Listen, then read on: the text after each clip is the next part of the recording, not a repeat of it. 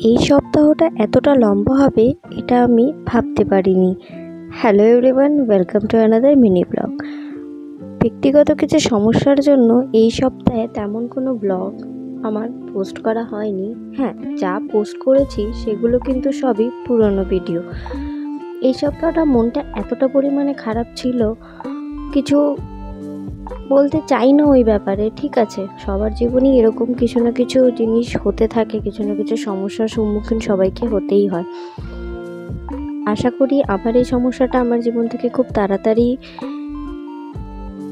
সরে যাবে, সেটাই যেন আমি প্রে করি।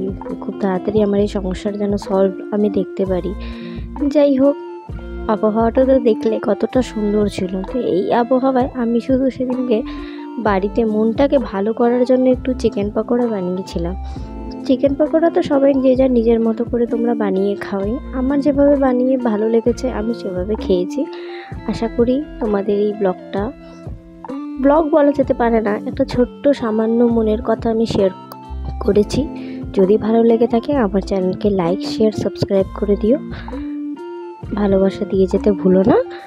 আর খেয়ে তুমি তখন বুঝতে পারবে আমার মেয়ে এতটা খুশি। হ্যাঁ, ওকে আমরা চিকেন পকোড়া খেতে দিই না, কারণ ও এখন এতটাই ছোটো, এসব খেতে পারে। কিন্তু হ্যাঁ, উপরের কোটিংটা তো আমি ভেতরের চিকেনটা ওকে নিশ্চয়ই খাওয়াই। তবে হ্যাঁ, চিকেন পকোড়াটা কিন্তু খুব ভালো হয়েছিল খেতে। আশা করি তোমাদের এই ভিডিওটা ভালো লাগবে।